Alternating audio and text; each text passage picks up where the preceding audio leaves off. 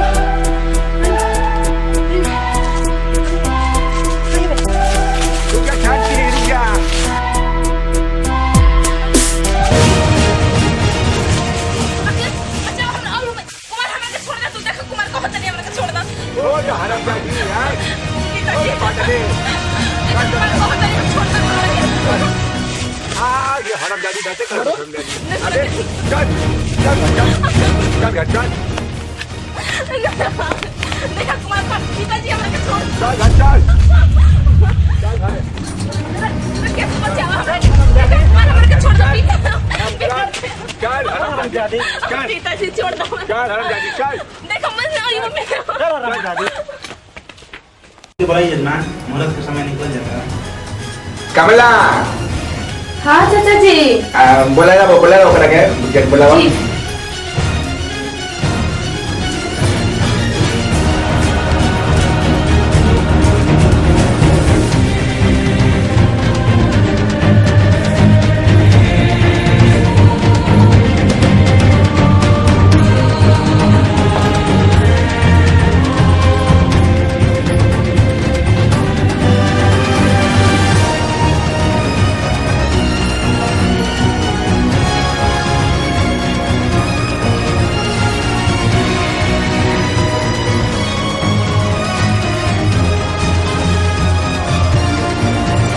बाबा के दुलारी धिया चौकवा चढ़ी हो बैठे नैना से ढरे लगले हो लोर नैना से ढरे लगले हो लोर एक एक बात भैया हो कवन हो भैया काहे बहिनी ढार दारू हो लोर काहे दीदी ढार दारू हो लोर पापा के दुलारी धिया रहनी हो बबुआ तब काहे तेजी देले हो मोर तब काहे तेजी देले हो मोर घर के लक्ष्मीनिया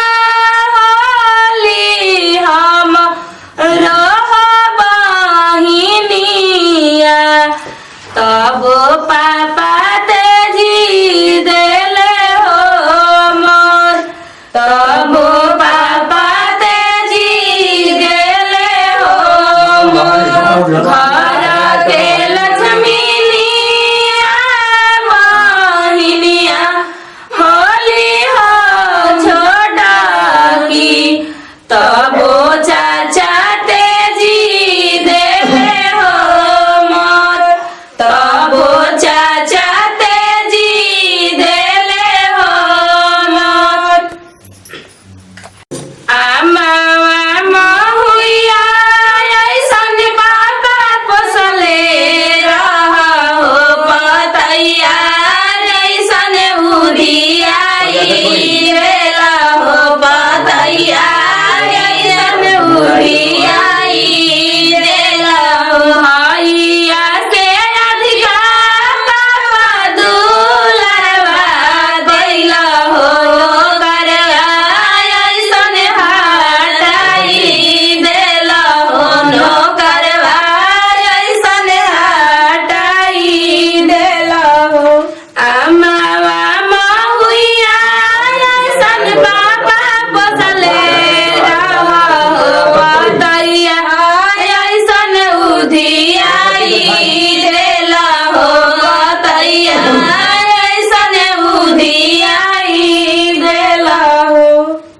पंडित जी हाँ जल्दी करवाई, बिहान हो गई ब्याह करे में। हाँ तो हो गई बात, जयमाल करवाएंगे। चल ठीक, खड़ा करवाई।